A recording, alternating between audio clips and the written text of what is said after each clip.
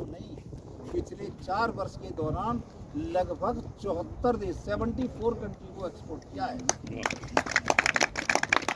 अब जो लोग ना तेल देने में जो अकड़सी दिखाते थे लोग, मतलब जो देश अकड़ते थे, अरब कंट्री हम तेल नहीं देंगे, तो अब तो ये है कि हम आप तेल नहीं देंगे तो हम तेल के बिना तो जी लेंगे, लेकिन तुम गेहूं के बिना नहीं जिंदगी रह सकते। इस वजह से अब सारे नतमस्तक हैं।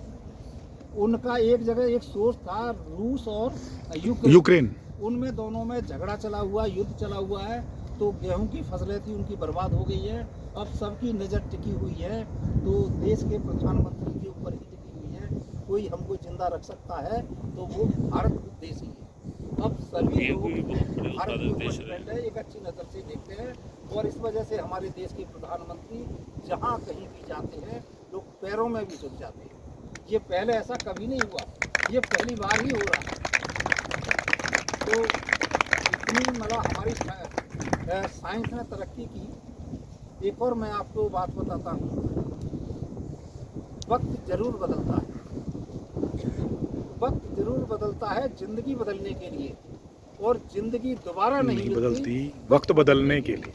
बहुत बढ़िया। इसलिए बदल जाओ वक्त के साथ, या फिर वक्त बदलना सीखो, मजबूरियों को ना कोसो, हर हाल में चलना सीखो, हर हाल में चलना सीखो।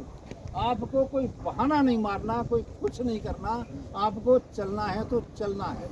आपको नौकरी पानी है तो पानी है, इसमें कोई दो राय नहीं है।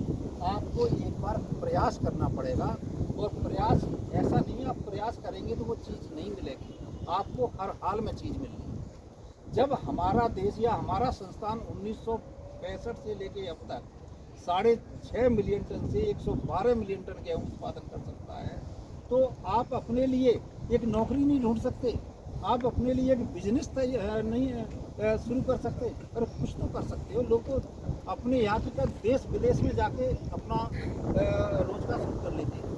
तो आपको इस एंगल पर थोड़ा सा काम करना पड़ेगा। देखो, जब कोई आदमी काम करता है ये नहीं तो उसको पहली बार में ही सफलता मिल जाती है, बार बार प्रयास करता है। कोई IAS PCS या साइंटिस्ट का एग्ज़ाम देता है तो वो 2 3 4 बार सफल हो जाता है, लेकिन वो प्रयास अपना जारी रखता है। देखो, और इसमें एक लाइन और जोड़ देता हूँ कि असफलता एक चुनौती है, इसे स्वीकार करो, कहाँ कमी रह गई देखो और सुधार करो। जब तक ना मिले सफलता नींद चैन को त्यागो तुम, और संघर्ष का मैदान छोड़कर मत भागो तुम। कुछ किए बगैर जय जयकार नहीं होती, कोशिश करने वालों की हार नहीं होती। तो आपको प्रयास करना है, और प्रयास अपना जारी रखना है, और कुछ पाने की इच्छा है तो आपको कुछ चीज़ जरूर मिलेगी, इसमें कोई दो राय नहीं। अब मैं आपको थोड़ा सा पॉली हाउस है उस पर भी एक नज़र दिखाऊंगा सर। इसमें जो आर्टिफिशियल बीमारी छोड़ी जाती है, हाँ सर, क्या इसके बाद आप उसके ऊपर कोई भी पेस्टिसाइड या कोई दवाई डालने का प्रयास नहीं करते कि किस दवाई से ये रुक भी जाएगी? हाँ, ये आप बहुत बढ़िया आपने क्वेश्चन किया है। यहाँ जो हमारा पर्पज है, ठीक है, यहाँ पर्पज ऐसा है कि हमको ऐसी वैरायटी विकसित करनी है कि जिस पर कोई बीमारी लगे ही नहीं। ठीक है, पीला रतुआ हो गया, काला रतुआ भी है, एक भूरा रतुआ भी है, करनाल बंट बीमारी भी है, और कुछ कीड़े भी हैं। पॉली हाउस के अंदर कीड़े भी लगा रखे हैं जिसमें एफिड वगैरह ना आए। यहाँ का जो उद्देश्य है ऐसी वैरायटी विकसित करना है जिस पर न बीमारी लगे और न कोई कीड़ा लगे। इसके बाद जब वैरायटी पुरानी होने लगती है तो उन पर ये समस्या भी आने लगती है।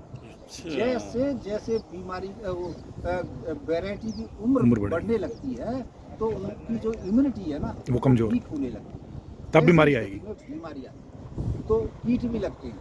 इस समस्या से बचाव के लिए दूसरा और एक्सपेरिमेंट अलग लगे हुए हैं, उन पर बीमारी भी लगाई जाती है। एक स्प्रे करती है, इतनी नहीं थोड़ी, और उसके बाद जो हमारी कंपनियां केमिकल बनाती हैं तो उनका स्प्रे करते हैं, ट्रीटमेंट अलग अलग ट्रीटमेंट अलग अलग, तो उनकी डोज भी अलग अलग होती है।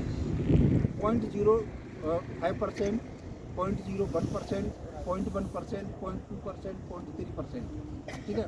अब उनका ये तो है कि भाई जैसे जैसे डोज बढ़ेगी बीमारी नहीं आएगी, रुक जाएगी, लेकिन टॉक्सिसिटी बढ़ने लग जाती है बीमारी, उसमें ना जो जहरीलापन है वो ज़्यादा आने लगे। इस चीज़ से बचने के लिए या पता करने के लिए फिर उसका लैब टेस्ट होता है जिसमें टॉक्सिसिटी ज़्यादा है उस बीज को डोज खत्म हटा देते खत्म ही हैं, जिसमें टॉक्सिसिटी भी ना हो और बीमारी भी रुक जाए, उस डोज को हम अपना लेते हैं। वो डोज है 0.1%। तो वो एक्सपेरिमेंट अलग लगे। दूसरा था सर, आपने 1500 वैरायटी यहाँ तैयार की, यहाँ नहीं, मतलब ये आई टेस्ट वहाँ से, हाँ अलग अलग भौगोलिक क्षेत्र से आई, हाँ वहाँ की एनवायरनमेंट कंडीशनल अलग अलग है। हाँ। हो सकता है वो साउथ में कामयाब हो, हमारे यहाँ ना हो हाँ क्लाइमेट के कारण, बिल्कुल सही। तो आप तो ये कह देंगे कि नहीं जी ये चली नहीं है, ना ना ना, तो उस पर क्या है? जो भी वैरायटी हम टेस्ट करते हैं ये हैदराबाद में भी हो रही है। पूरे हिंदुस्तान में जितने भी कृषि विश्वविद्यालय हैं, हैदराबाद में ये भी है ट्रायल- आपका वहाँ में। हाँ, सारी जगह हो रहा है, सभी जगह ये ट्रायल लगाई जाती है। सेंटर है सारे इंडिया में। हाँ, सारी जगह हो जितने रहा है। भी कृषि विश्वविद्यालय के हैं, तो ये ट्रायल सभी जगह लगाई जाती है और सभी जगह का डाटा यहीं आता है और कंपाइल होता है। जैसे मैंने आपको 5 जोन बता दिए थे, जहाँ पर ज़्यादा पैदावार थी है, बीमारी भी नहीं आई, वहाँ के लिए वो वैरायटी, मतलब ये सजेस्ट कर देते हैं कि भाई ये वैरायटी इस एरिया के लिए नहीं, उस एरिया के उस जोन में ठीक रहेगी। हाँ वो बता के देते हैं ना। अब जैसे आपको आपकी वैरायटी है DBW 370, 371, 72, वे उत्तर पश्चिम मैदानी क्षेत्र के लिए,